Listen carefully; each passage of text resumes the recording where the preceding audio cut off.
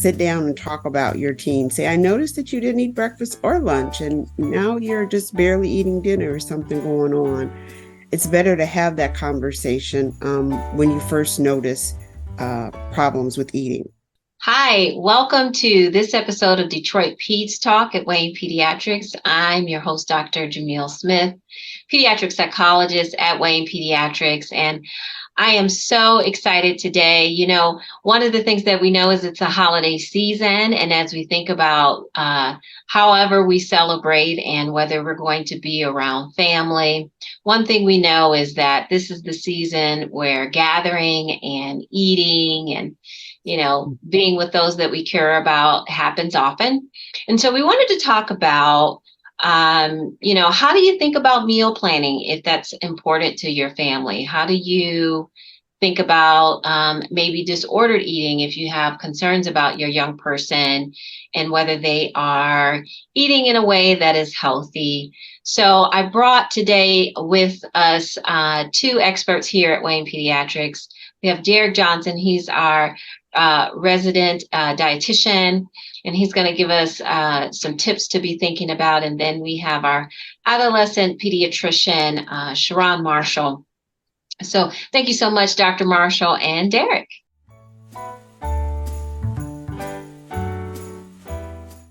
So when you think about the holidays, one of the things we're wondering about, Derek, maybe you can help us with this question is, how do we eat in a healthy way around the holidays? There's so much food and parties and things like that.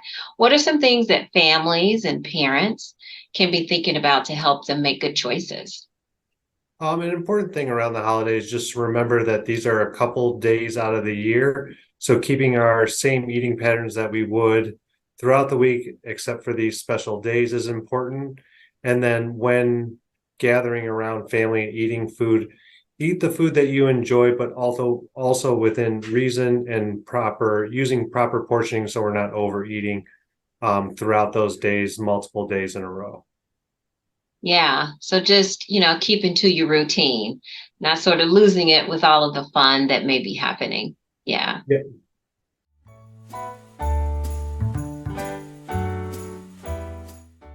Dr. Marshall, one of the things that we think about, especially with the adolescent population, is, whether young people might be making choices around eating that aren't healthy. How do you spot signs of disordered eating in a child? What are some things parents can be looking for? It can be hard, especially with older teens, because they eat many of their meals away from home, either involve sports activities or school activities or walking to and from school. So they may not eat many meals with their family during the regular school time, but in the holidays, they're probably going to be off from school. So it's a time to, if you have concerns, to watch what they're eating. Notice major fluctuations in weight or clothing size or in their eating patterns. Teens can adopt fad or strange diets, but make sure that they're not doing this consistently. Try to help them make healthy food choices and have, those choices available. And if you notice things that are disturbing, sit down and talk about your teen. Say, I noticed that you didn't eat breakfast or lunch, and now you're just barely eating dinner or something going on. It's better to have that conversation when you first notice problems with eating. Absolutely. So just, kind of paying attention to changes and making the conversation an open one when you notice things that might be off or different with your young person.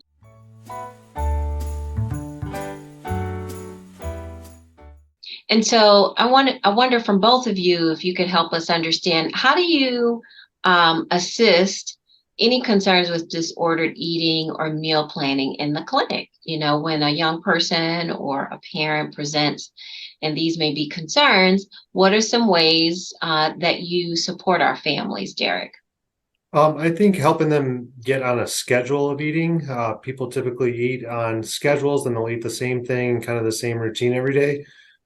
So helping develop that schedule, develop that kind of daily routine of food and when to eat and when not to eat. And then you can really, like Dr. Marshall said, after you establish the schedule, then you can pay attention to how the schedule is going with the food.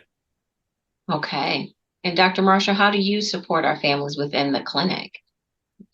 Well, I try to have kids recall what they ate and then review it.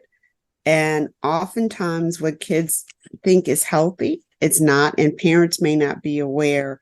So many of the quick, easy, microwavable snack foods are not healthy, and trying to encourage parents to have more available options, maybe popcorn without butter instead of chips all the time.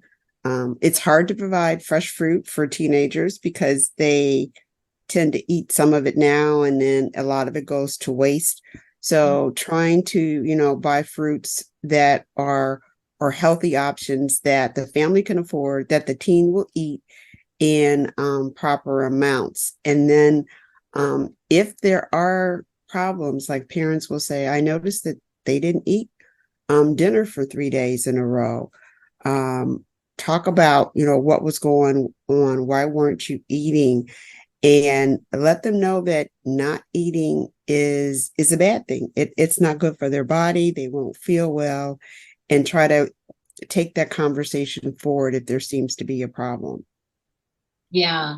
One of the things I know about how you support our families is you leave space to talk with that young person, maybe by themselves, Yes. as well as talking to them with their parents so that you can get the full background and understanding of what might be going on and a part of the issue.